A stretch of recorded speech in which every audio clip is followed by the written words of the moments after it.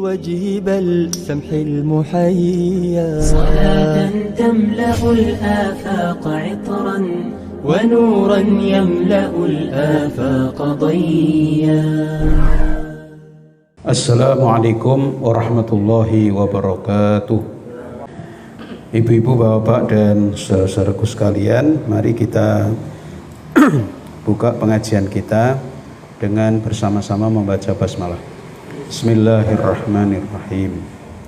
Alhamdulillahirabbil alamin.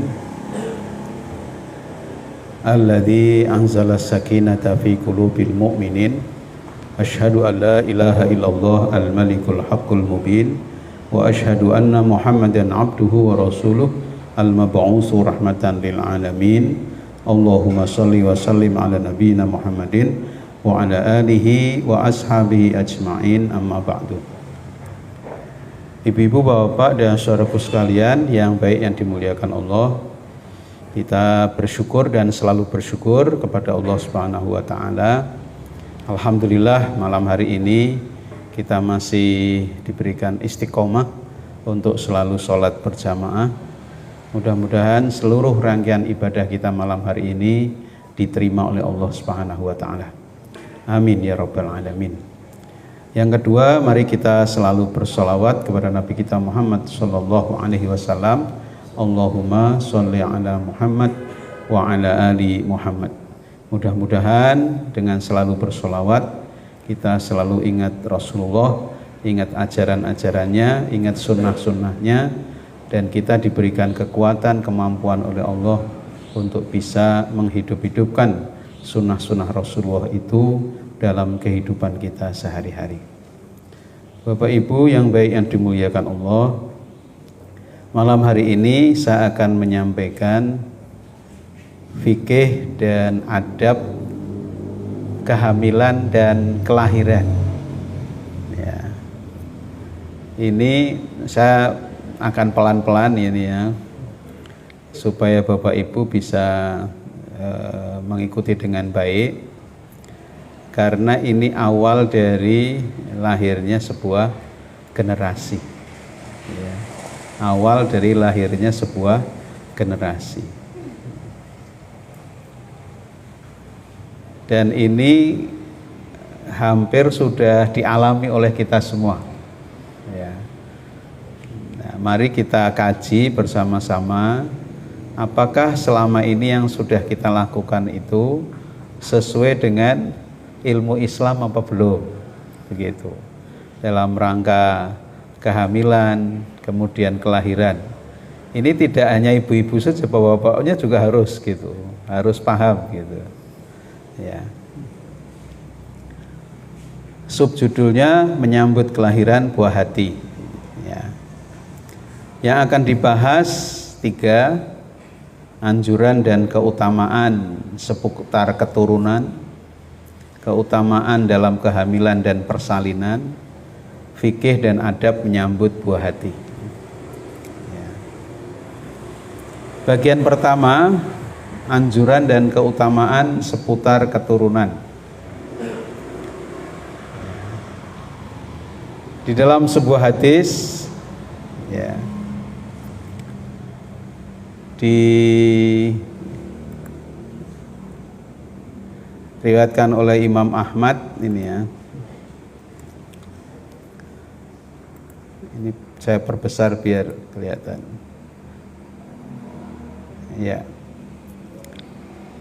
Tazawwaju al-waluda al-waduda al-waluda ya, fa inni mukasirun bikumul umam yaumal qiyamah. Rasulullah sallallahu alaihi wasallam bersabda, tazawwaju, nikahilah oleh kamu wanita-wanita, al-wadud, yang punya kasih sayang ya, al-walud, yang subur gitu. Jadi ini hadisnya ini, nikahilah oleh kamu wanita-wanita yang punya rasa kasih sayang, cinta dan kasih sayang, al-wadud, al-walud, itu yang subur, subur peranaannya Ya. Fa inni mukatsirun bikumul umam yaumal qiyamah. Ini yaumal qiyamah tidak ada. Ini hadis ini panjang, Pak. Jadi ini dipotong aja, tidak di apa? Tidak di anu semua, ya, ditampilkan semua. Karena sesungguhnya pada hari kiamat kelak aku akan berbangga dengan banyaknya umatku di hadapan umat yang lain. Jadi hadis ini tidak sesuai dengan program KB. Hadis ini tidak sesuai dengan program KB gitu ya. Disuruh cari yang punya cinta kasih, wanita yang punya cinta kasih dan yang punya yang subur keturunannya. Gitu. Ya. Karena Rasulullah itu nanti akan berbangga dengan banyaknya umat. Nah kalau cuma dua kan tidak bisa berbangga, Pak, gitu. Jadi Rasulullah itu besok di hari kiamat berbangga dengan banyaknya umat, dengan umat-umat yang lain. Ya. Kemudian ini banyak anak banyak rezeki.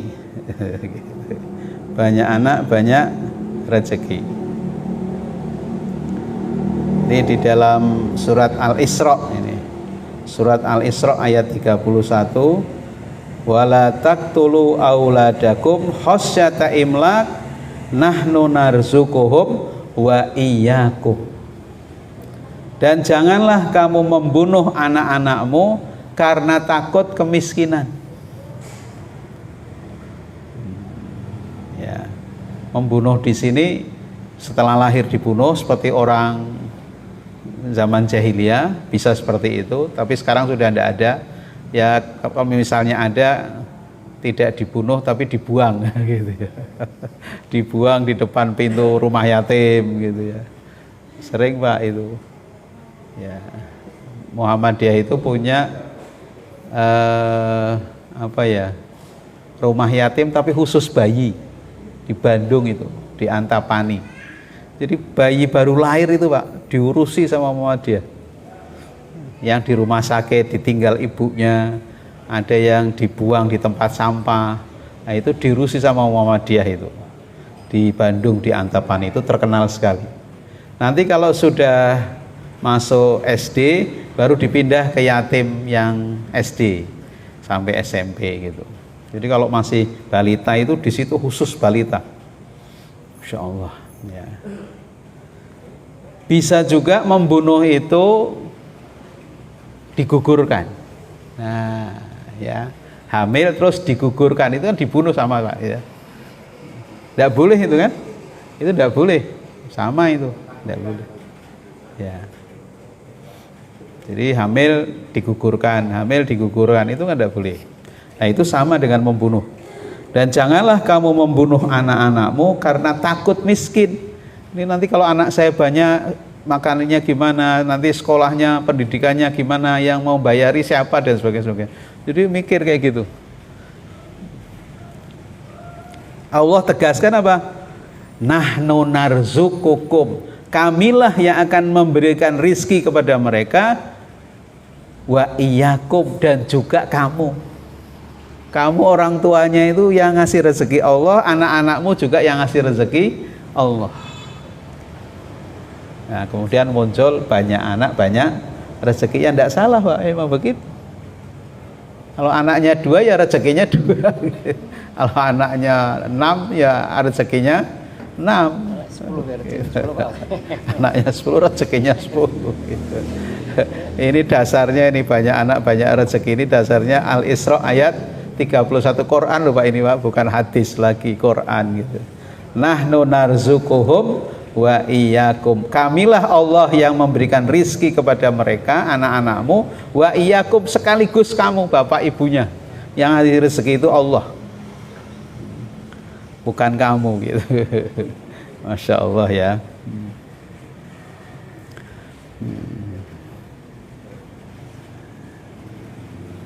Kemudian takdir Allah SWT tentang keturunan.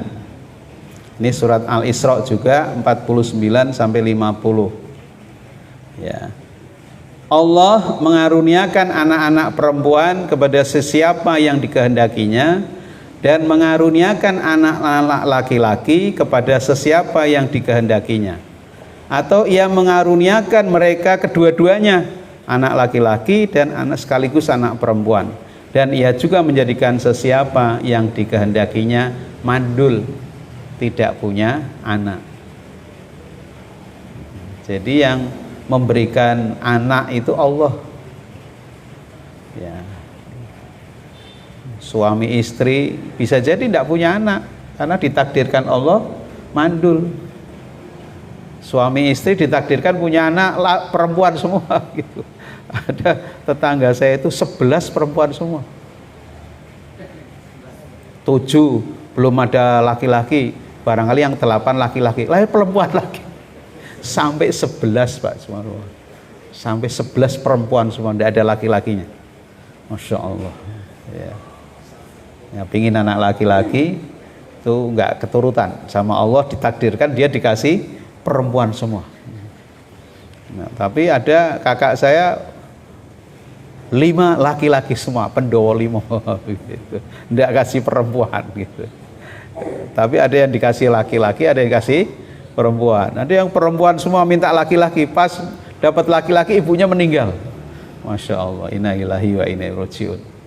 Jadi pingin anak laki-laki, sudah 5 anaknya perempuan semua, pingin laki-laki, dituruti sama Allah, dapat laki-laki, tapi ibunya waktu lahir anaknya selamat, ibunya meninggal.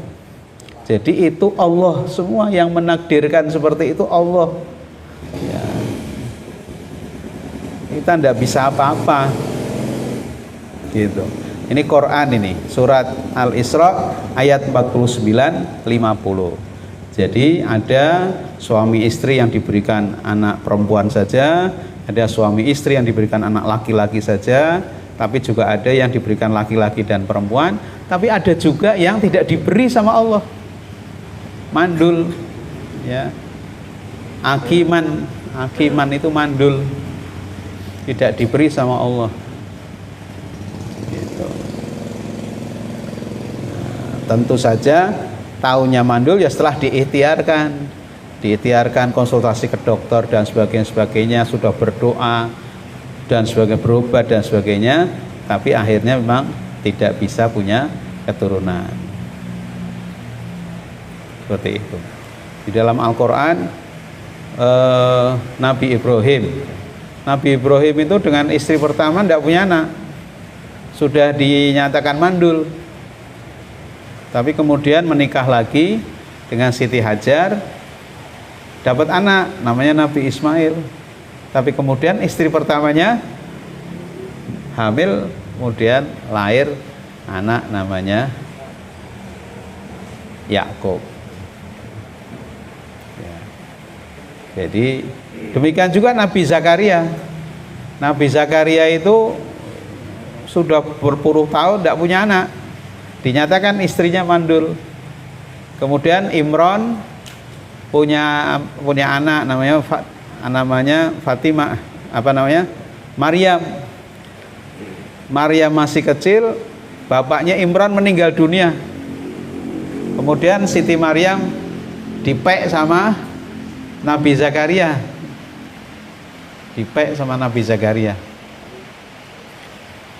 Dan Siti Maryam ini wanita soleha, itu pekerjaannya yang paling sering adalah bertempat di mihrabnya Nabi Zakaria. Ya, mihrab itu musola di rumahnya Nabi Zakaria. Ya, musola khusus, ruangan khusus untuk beribadah keluarganya Nabi Zakaria. Lah Siti Maryam itu senangnya di situ. Satu ketika Siti Maryam masih di mihrab, kemudian Nabi Zakaria mengundang Siti Maryam makan dulu, sarapan gitu. Ternyata di mihrabnya itu sudah ada sarapan, sudah terhidang sarapan. Ditanya, dari mana itu sarapan? Dari Allah Subhanahu wa ta'ala. Itu terngiang-ngiang, itu mihrab itu luar biasa sekali. Akhirnya Nabi Zakaria berdoa secara khusus, husuk di mihrab itu lebih husuk dari doa-doa sebelumnya, minta keturunan. Dan akhirnya istrinya diberi kabar oleh Allah mengandung, hamil. Ya Allah. Dan sekaligus anaknya nanti lahir diberi nama Yahya, yang memberi nama Allah. Namanya Yahya, akhirnya menjadi Nabi Yahya. Nah, itu kasus-kasus di dalam Al-Quran yang dinyatakan mandul, tapi setelah ikhtiar ternyata bisa punya anak. Nabi Ibrahim juga demikian, punya anak dan sebagainya dan sebagainya. Ya. Nah, itu kasus-kasus soal keturunan. Kemudian kalau disuruh milih perempuan atau laki-laki, ya, di dalam surat An-Nahl dijelaskan ini. An-Nahl 58-59. Dan apabila seseorang dari mereka diberi kabar dengan kelahiran anak perempuan, hitamlah, merah padamlah mukanya. Ini orang jahiliyah, Pak. Orang zaman jahiliyah. Jadi kalau diberi kabar anaknya perempuan, itu marah dia, hitam wajahnya, dan dia sangat marah. Ia menyembunyikan dirinya dari orang banyak, saking malunya. Punya anak perempuan itu malu, disebabkan buruknya berita yang disampaikan kepadanya. Jadi zaman jahiliyah, ya, sebelum Rasulullah datang di Makkah itu, di Makkah itu, di Jazirah Arab waktu itu, kalau punya anak perempuan itu aib,